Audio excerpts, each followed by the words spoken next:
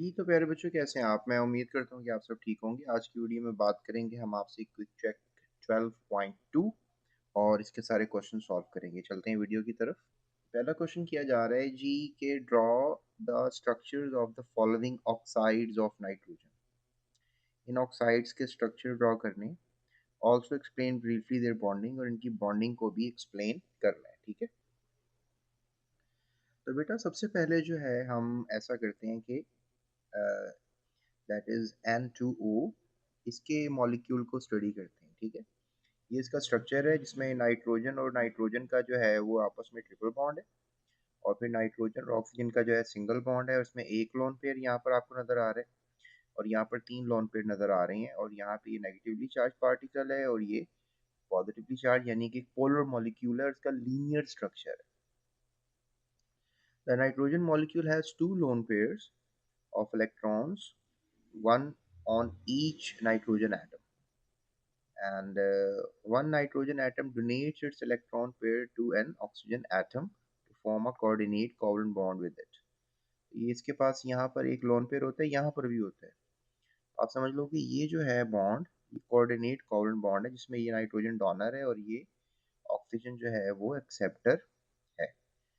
So, thus, octet of oxygen atom becomes complete and N2O molecule is formed. और इस तरह फिर ये मॉलिक्यूल बन जाता है। तो बेटा अगर दूसरे मॉलिक्यूल को देखें, दैट इज NO, और इसमें आपको नज़र आ रहा है कि नाइट्रोजन का जो है वो लोन पेयर यहाँ मौजूद है, और यहाँ ऑक्सीजन के साथ इसका डबल बॉन्ड है, और इस तरह का ये स्ट्रक्चर आपको नज़र आ रहा है। Nitrogen and oxygen atoms share two electrons with each other to form double bond. अब यहाँ पर नाइट्रोजन ने भी एक इलेक्ट्रॉन शेयर कर दिया, ऑक्सीजन ने भी एक इलेक्ट्रॉन शेयर कर दिया, ठीक है? और इस तरह से फिर ये डबल बॉन्ड जो है वो बनता आ रहा है।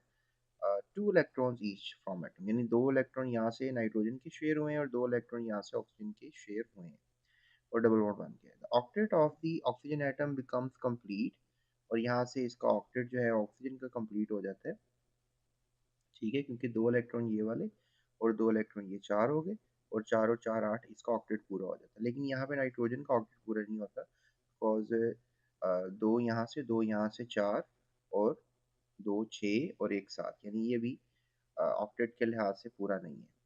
While the octet of nitrogen is not complete, it has 7 electrons. मैंने आपको गिना दी, ठीक है? ये एक लाइन का मतलब दो इलेक्ट्रॉन्स होता है। सो दिस इज, अगर आप सोच रहे हैं कि पिछले स्ट्रक्चर में जो है वो डेफिनेटली, अगर मैं आपको दोबारा दिखाऊं, यहाँ पे नाइट्रोजन नाइट्रोजन के तो थे ना बॉन्ड, ये दो इलेक्ट्रॉन, दो और दो।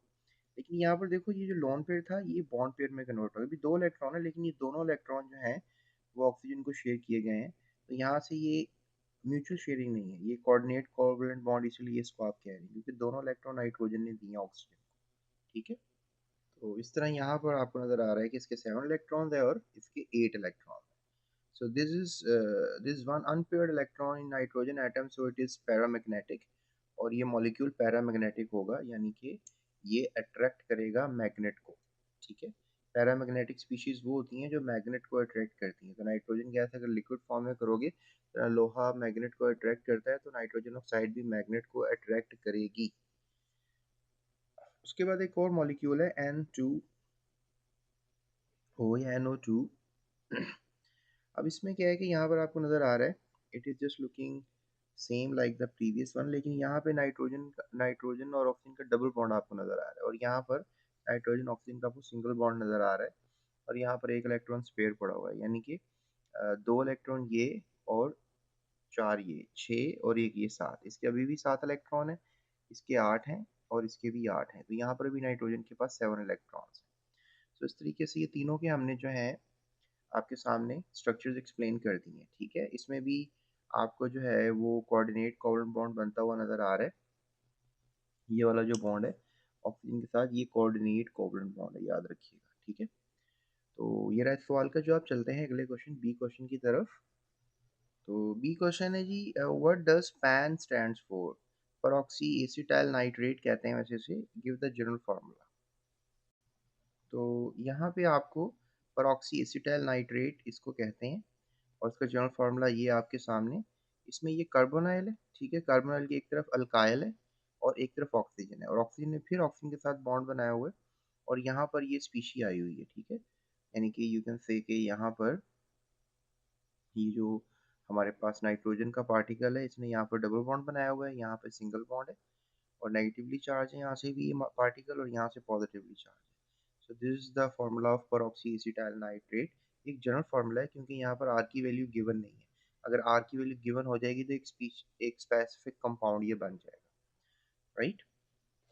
तो बच्चों अगला क्वेश्चन किया जा रहा है जी, write down the formula of the compound responsible for the formation of PAN. यानी कि परऑक्सी एसिटाइल नाइट्रेट बनाने के लिए कौन से कंपाउंड रिस्पॉन्सिबल होते हैं, आपने उनका जनरल फार्मूला देना है या फार्मूला देना है, ठीक है। तो बच्चों यहाँ पर याद रखो कि right down the formula for the compound responsible formation of pan.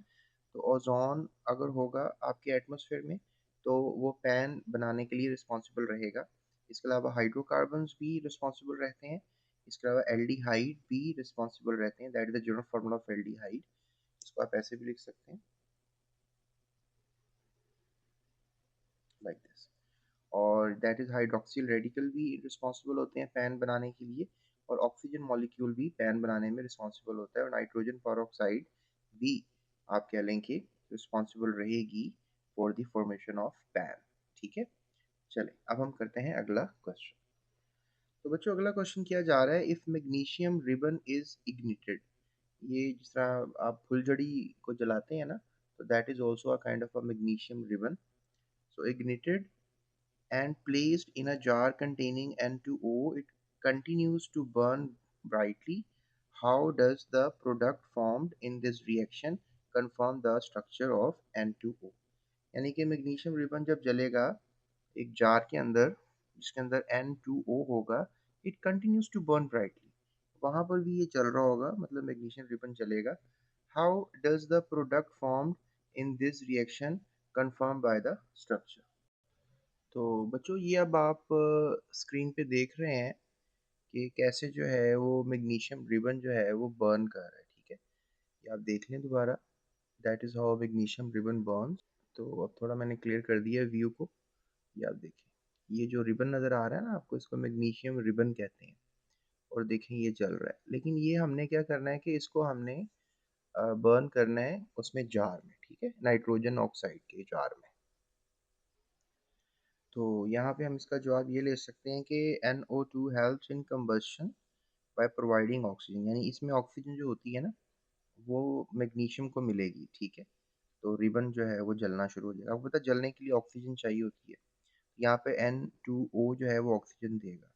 Magnesium ribbon continues to burn brightly, this shows that oxygen is readily available for from N2O। अब आपको पता है कि ऑक्सीजन फ्री अवेलेबल तो नहीं है ना, वो यहाँ से मिलेगी इसको मैग्नीशियम को, तो मैग्नीशियम ऑक्साइड और नाइट्रोजन गैस बनेगी। तो इतनी रिलेटिवली मतलब बहुत कम मिलेगी ऑक्सीजन।